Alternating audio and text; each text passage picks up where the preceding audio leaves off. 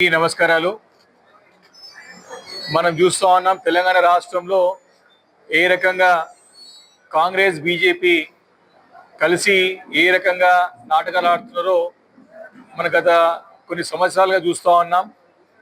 ఈ గడిచిన 3 రోజుల నుంచి కూడా కేంద్ర హోం శాఖ సహాయ మంత్రిగా ఉన్నటువంటి బండి సంజయ్ గారిని కాపాడడానికి రాష్ట్ర ముఖ్యమంత్రి రేవంత్ రెడ్డి గారు ఏ రకంగా ప్రయత్నాలు చేస్తున్నారో మన కళ్ళారా చూస్తూ ఉన్నాం, మనం వింటా ఉన్నాం. కేంద్ర హోంశాఖ సహాయ మంత్రిగా ఉన్నటువంటి బండి సంజయ్ గారి కుమారుడు మరి పోక్సో చట్టం కింద కేసు నమోదై దాదాపు 3 రోజులు కావస్తా ఉన్నా మరి దానిపైన ఇలాంటి విచారణ చేపట్టకుండా తక్షణం ఎవరైతే బండి సంజయ్ కుమార్ గారి కుమారుడు ఉన్నారో వారిపైన కేసు బుక్ అయింది. ఇమ్మీడియట్గా వారిని తక్షణం అరెస్ట్ చేయాల్సిన అవసరం ఉన్నా ఇలాంటి చర్యలు తీసుకోకుండా తిరిగి వారిని కాపాడే ప్రయత్నం రాష్ట్రంలో ఉన్నటువంటి హోంశాఖ బాధ్యతలు చేపట్టినటువంటి ముఖ్యమంత్రి రేవంత్ రెడ్డి గారు కాపాడడానికి విశ్వ ప్రయత్నాలు చేస్తున్నది మన స్పష్టంగా కనపడతా ఉన్నది. మరి ఈ పోక్సో చట్టం అనేది అందరికి తెలుసు. ఎవరైతే 18 సంవత్సరాలు నిండని అమాయక బాలికలపైన అత్యాచారం చేసే ప్రయత్నం చేసినా వారి పోక్సో చట్టం కింద మనమే కేసు బుక్ చేసి ఇమ్మీడియట్గా వారిని అరెస్ట్ చేసి దానిపైన విచారణ జరిపించాల్సిన అవసరం ఉంటుంది. కానీ 3 రోజులు కావస్తా ఉన్నా మరి ఇలాంటి చర్యలే కాదు, మరి వారిని కాపాడే ప్రయత్నం జరుగుతూ ఉంది. 3 సార్లు అయినా మా యొక్క పార్టీ కరీంనగర్లో 3 సార్లు శాసనసభ్యుడు మా యొక్క గంగుల కమలాకర్ గారి చేతిలో చిత్తుగా ఓడిపోయినాడు. కేవలం ఈ బండి సంజయ్ గెలిచిన ఎంపీ అంటే రామ మందిరం దేవుని పేరు చెప్పినటువంటి దౌర్భాగ్యుడు బండి సంజయ్. సొంత బలం లేరు. ఎలక్షన్స్ ముందేమో చిప్ప చేత పెట్టుకుని నాకు ఏమి లేదని చెప్పి అమాయకుని అన్ని తాకట్టు పెట్టుకున్నా అని చెప్పేసి ప్రజలకి దండం పెట్టుకొని గెలిచిన తర్వాత 100 కోట్లు ఏడికెళ్ళి వచ్చే బండి సంజయ్ గారిని అడుగుతా ఉన్నాం. సమానం చెప్పాలి. మొన్న జరిగిన కరీంనగర్ ఎన్నికల్లో కోట్ల రూపాయలు ఎట్లా ఖర్చు పెట్టినా అడుగుతున్నాం ఈరోజు మేము. కాబట్టి చాలా క్లియర్గా నీ యొక్క రాజకీయ చరిత్ర అందరికి తెలుసు. 2018కి ముందు ఏముంటే నువ్వు ఈరోజు ఏమున్నావు? నువ్వు బ్లాక్ మెయిల్ రాజకీయాలకి రేవంత్ రెడ్డితో చీకటి ఒప్పందాలు చేసుకుని చీకటి వ్యాపారాలు చేసుకుంటా నీ బీజేపీ పార్టీని నీ ధర్మాన్ని అంతా కూడా కాంగ్రెస్ కి రేవంత్ రెడ్డికి తాకట్టు పెట్టినటువంటి నాయకుడు బండి సంజయ్.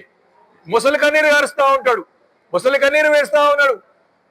ఏదైనా సరే వాస్తవం ప్రజలకు తెలుస్తుంది, నిజాలు తెలియడానికి టైం పడుతుంది, కానీ ఖచ్చితంగా టైం వచ్చినప్పుడు బయటపడుతుంది. ఈ రోజు బయటపడ్డది బండి సంజయ్ యొక్క అసలు నిజ స్వరూపం. ముసలి కన్నీరు కాదు, కళ్ళకి నీళ్ళు పెట్టుడు కాదు, దేవుని పేరు ఎప్పుడు కాదు, ధర్మం పేరు ఎప్పుడు కాదు. ఇమీడియట్ గా రాజీనామా చేసినాక నువ్వు నిర్దోషివా దోషివా నిరూపితమవుతుంది. కాబట్టి ఈ యొక్క ముసలి కన్నీరు కారణం బంద్ చేయాలి బండి సంజయ్ అని చెప్పి సందర్భంగా మనం చేస్తాను. 18 సంవత్సరాలు నిండని అమ్మాయి మీద పోక్సోకి హనీ ట్రాప్ కేసు అనేది వర్తించది. అదొక దౌర్భాగ్యమైన ఆలోచన, తెలివి తక్కువ ఆలోచన.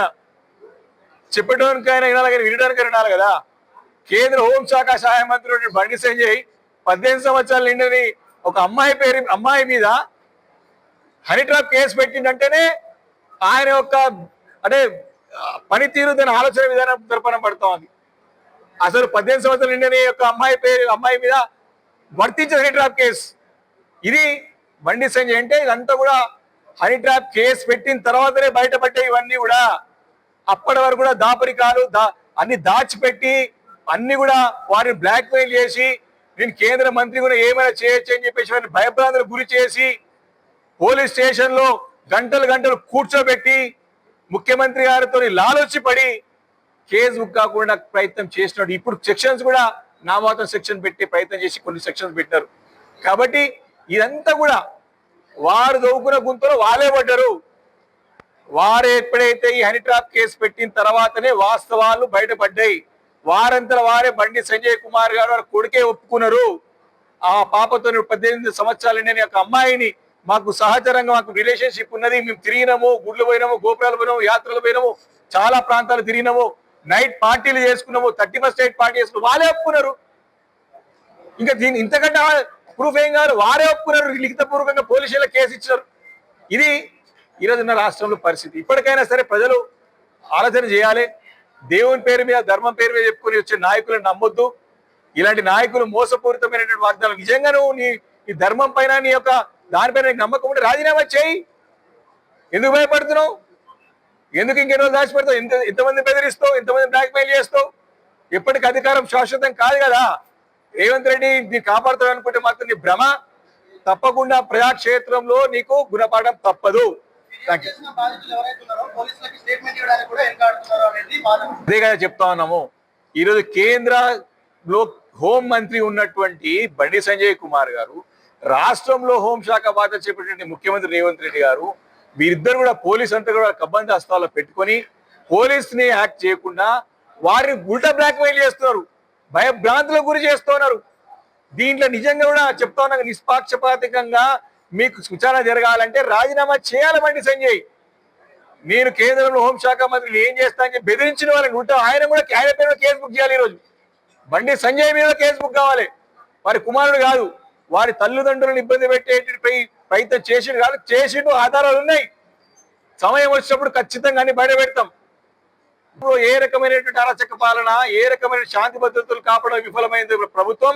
ఇలాంటి యొక్క చిలిపివేషాలు, దుష్ట శక్తులను కాపాడే ప్రయత్నాలు చేసి తమ యొక్క పూర్తి పౌరుని తెలంగాణ రాష్ట్ర పోలీస్ పరువు తీస్తున్నారు ఈ యొక్క ముఖ్యమంత్రి గారు అని చెప్పి సందర్భంగా మనవి చేసుకుంటూ, కాబట్టి ఈ యొక్క అంశంలో బండి సంజయ్ గారిని కూడా నిందితుడిగా ఖచ్చితంగా ఎఫ్ఐఆర్ లో నమోదు చేయాల్సిందే. ఇవన్నీ కూడా ఉన్నాయి. తప్పకుండా రేపు రాబోయే రోజుల్లో రెండులో దీనిపైన చర్య తీసుకోకపోతే పెద్ద ఎత్తున ఆందోళన తప్పవు. ఈ యొక్క తతంగం అంతా కూడా గత 3 నెలలు జరుగుతూ ఉన్నది. ఈ యొక్క కేసులో ప్రత్యక్షంగా బండి సంజయ్ గారు కూడా మరి ఇక్కడ దీంట్లో ఒక కల్పిట్ గా ఉన్నాడు. దీంట్లో వారు కూడా ఈ నేరంలో భాగస్వాములు ఉన్నారు. ఎవరైతే అమాయక బాలిక పైన ఎవరైతే అత్యాచారం చేశారో బండి సంజయ్ గారు కుమారుడు, మరి ఆ యొక్క అమ్మాయి తల్లిదండ్రులను కూడా బండి సంజయ్ గారు బ్లాక్ మెయిల్ చేసేయడం చెప్పి స్పష్టంగా ఆధారాలతో బయట ఉన్నది. అయినా దీంట్లో చర్య తీసుకోకపోగా మరి వారు దీంట్లో ఏమీ లేదని కాపాడే ప్రయత్నం జరుగుతూ ఉన్నది. ఇది తెలంగాణ రాష్ట్రంలో ఉన్నటువంటి పరిస్థితి. దేశంలో ఢిల్లీలో కొట్లాడతారు, గల్లీలేమో దోస్తానా చేసుకుంటా ఉంటారు. ఇది స్పష్టంగా మనకు అర్థమవుతా ఉన్నది.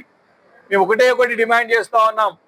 మొన్న నమోదైనటువంటి కేసు అయితే పేట్ బషీరాబాద్ పోలీస్ స్టేషన్ లో బాలిక తల్లిదండ్రులు అయితే కేసు పెట్టినారో మరి అది విచారణ జరగాలంటే, నిష్పక్షపాతంగా విచారణ జరగాలంటే, దాంట్లో ఎలాంటి అవకతవకలు జరగవద్దంటే ఇమీడియట్ గా బండి సంజయ్ కుమార్ గారు తన యొక్క కేంద్ర మంత్రి పదవికి రాజీనామా చేయాలి. బాధ్యత గల పదవిలో ఉన్నాడు కాబట్టి బాధ్యత తీసుకొని రాజీనామా చేయాలి. లేకున్నట్టయితే మోడీ గారికి ప్రభుత్వం, బీజేపీ ప్రభుత్వం తక్షణం వారిని బర్తరఫ్ చేయాల్సిన అవసరం ఉందని చెప్పి మేము డిమాండ్ చేస్తా ఉన్నాం. కాబట్టి ఇన్ని సాక్ష్యాధారాలు ఉన్నా మరి ఇంకా కూడా తప్పుకునే ప్రయత్నం, ఉల్టా మళ్ళీ ఆ బాలిక పైనే మళ్ళీ హనీ ట్రాప్ కేసు పెట్టే ప్రయత్నం జరుగుతూ ఉన్నారు. అసలు 18 సంవత్సరాలు నిండిన అమాయక పాప మీద హనీ ట్రాప్ కేసు బుక్ చేసే ప్రయత్నం చేస్తూ ఉన్నారు. ఇది ఈరోజు బండి సంజయ్ కుమార్ మాట్లాడే మాటలేమో కోటలు దాటుతాయి. దేశం కోసం, ధర్మం కోసం అని మాట్లాడుతూ ఉంటారు. అయ్యా, నీకు ఇప్పుడు దేశం గుర్తొస్తలేదా? ధర్మం గుర్తొస్తలేదా? నిజంగా కూడా దేశం మీద, ధర్మం మీద నీకు నిజంగానే గౌరవం ఉంటే తక్షణం రాజీనామా చేయాలి బండి సంజయ్ కుమార్ గారు. ఈరోజు సమానం చెప్పాలి ప్రజలనేకానికి అందరు కూడా.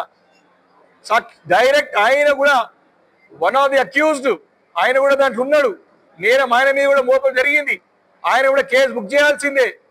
కాబట్టి పదవిని అడ్డు పెట్టుకొని ఈ రకంగా బ్లాక్మెయిల్ చేయడం అనేది సబబు కాదు.